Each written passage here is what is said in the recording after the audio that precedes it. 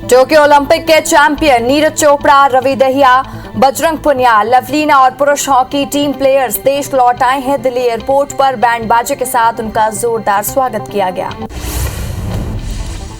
Delhi airport पर Olympic stars का स्वागत करने के लिए बड़ी संख्या में प्रशंसक भी मौजूद हैं। एयरपोर्ट के बाहर ओलंपिक विजेताओं के इंतजार में प्रशंसक जश्न मनाते दिख रहे हैं। ढोल, नगाड़ों और भारत माता की जय के नारे के साथ खिलाड़ियों का स्वागत किया गया। एयरपोर्ट पर खिलाड़ियों की आगवानी के लिए ही वहीं खेल मंत्रालय के अधिकारी मौजूद रहे। भारतीय युवा मोर्चा के अध्यक्ष और बीजेपी सांसद तेजस्वी सूर्या ने भी नीरज चोपड़ा का गुलदस्ता देकर स्वागत किया। इस दौरान भाजपा सांसद तेजस्वी सूर्या ने कहा कि भारतीय जनता युवा मोर्चा की तरफ से हमने उनका एयरपोर्ट पर शानदार स्वागत किया। ये देश के लिए एक प्रेरणा है।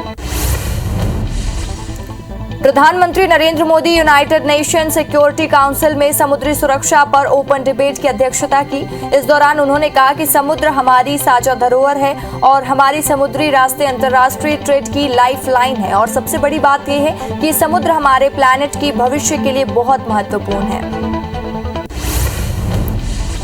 पेगासस जासूसी मामले को लेकर विपक्ष हमलावर है। इस बीच रक्षा मंत्रालय ने राज्यसभा पे लिखित जवाब में कहा कि इजरायल में पेगासस स्पाईवेयर बनाने वाले NSO ग्रुप के साथ कोई लेन देन नहीं हुआ है।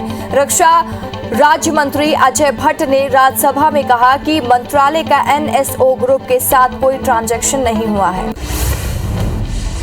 21 दिन से जारी मानसून सत्र में हंगामे के बीच पहली बार केंद्रीय सरकार को विपक्ष का सपोर्ट मिला है। लोकसभा में संविधान का 127वां संशोधन बिल पेश किया गया। विपक्षी पार्टियों ने कहा कि वे इस बिल को लेकर सरकार के साथ है। इस संशोधन भी लोकसभा और राज्यसभा में पास होने के बाद राज्य को यह अधिकार मिल जाएगा कि वो ओबीसी की लिस्ट में अपनी मर्जी से जातियों की लिस्टिंग कर सके। भारतीय जनता पार्टी संसदीय दल की बैठक आज होगी। सूत्रों से मिली जानकारी में के अनुसार बैठक को प्रधानमंत्री नरेंद्र मोदी संबोधित करेंगे।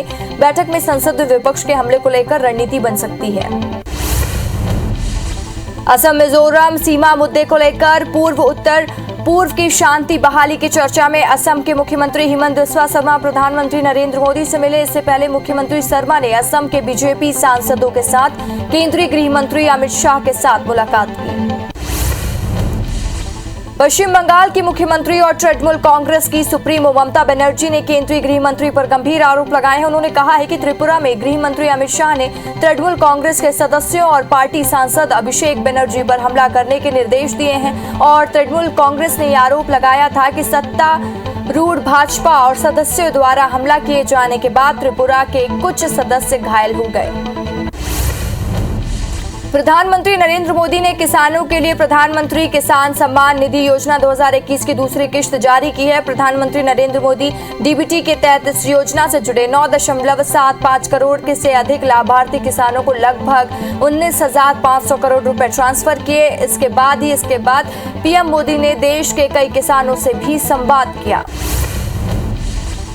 किसानों से संवाद करते हुए पीएम मोदी ने कहा कि खाद्य तेल में हमारा देश आत्मनिर्भर हो, इसके लिए हमें तेजी से काम करना होगा और खाने के तेल में आत्मनिर्भरता के लिए अब राष्ट्रीय खाद्य तेल मिशन ऑयल पंप का संकल्प लिया गया है। इस मिशन के माध्यम से खाने के तेल से जुड़े इकोसिस्टम पर 11,000 करोड़ रुपए से अधिक का निवेश किया जाएगा।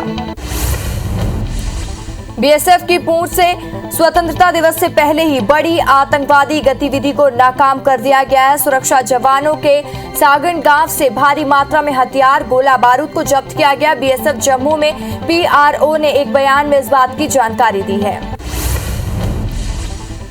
जम्मू कश्मीर के किश्तवाड़ा से आतंकी संगठन हिजबुल मुजाहिदीन उस्मान कादिर और यासिर नाम के 2 आतंकी पकड़े गए हैं। बताया जा रहा है कि दोनों आतंकी कुछ समय पहले ही हिजबुल मुजाहिदीन आतंकी संगठन में शामिल हुए थे। मध्य प्रदेश विधानसभा के मानसून सत्र के पहले दिन सोमवार को आदिवासी दिवस को लेकर सदन में जमकर हंगामा हुआ। कांग्रेस ने आरोप लगाया कि सरकार आदिवासी विरोधी है, इसलिए आदिवासी दिवस पर 9 अगस्त को अवकाश घोषित नहीं किया गया है। इसे लेकर कांग्रेस विधायकों से आसंदी के सामने आकर विरोध प्रदर्शन किया, जिससे एमपी मानसून सत्र की कार्यवाही कल तक के लिए स्थगित कर दी गई है। कांग्रेस पार्टी ने दलित और आदिवासियों के खिलाफ हिंसा को लेकर विधानसभा के घेराव की कोशिश की है। इस दौरान कांग्रेस ने सरकार के खिलाफ जमकर नारेबाजी की और सरकार को दलित और आदिवासी विरोधी बताया। प्रदर्शन के दौरान पुलिस ने विधानसभा की ओर से जा रहे कांग्रेस कार्यकर्ताओं और नेताओं को रोक लिया और इस दौरान कई प्रदर्शनकारियों को गिरफ्तार भी किया। मध्य प्रदेश के पूर्व मुख्यमंत्री और कांग्रेस नेता कमलनाथ ने सरकार पर निशाना साधते हुए कहा, कांग्रेस सरकार में हमने प्रदेश में आदिवासी दिवस लागू किया था। प्रदेश में 1.25 करोड़ आदिवासी रहते हैं। इसमें हम छुट्टी और हर ब्लॉक को पैसे भेजते हैं। इसे रद्द करना आदिवासी समाज का अपमान है। विपक्ष के हंगामे को लेकर सीएम शिवराज सिंह चौहान ने हमला बोला। उन्होंने कहा कि कांग्रेस घड़ियाली आंसू बहा रही है। सीएम ने कहा कि कांग्रेस ने श्रद्धांजलि कार्यक्रम को बाधित करने का काम किया है, दिवंगत नेताओं को अपमान करने का काम किया है। निर्दलीय विधायक सुरेंद्र सिंह शेरा ने अपनी पत्नी के लिए टिकट की दावेदारी तेज कर दी है। शेरा खंडवा से टिकट देने की मांग के साथ कई कांग्रेस नेताओं से मिले हैं। सुरेंद्र सिंह शेरा ने दावा किया है कि अगर कांग्रेस का सर्वे सच्चा है तो उनकी पत्नी जयश्री सिंह को ही टिकट मिलेगा, अरुण यादव को नहीं। मध्य प्रदेश के गृह मंत्री नरोत्तम मिश्रा ने बड़ी घोषणा करते हुए कहा कि स्वतंत्रता दिवस पर एमपी में 339 कैदियों को रिहा किया जाएगा, जिसमें से 5 महिलाएं कैदी शामिल हैं। ये सभी कैदी 14 से 20 साल की सजा काट चुके हैं। 339 कैदियों की बाकी सजा माफ की जा रही है।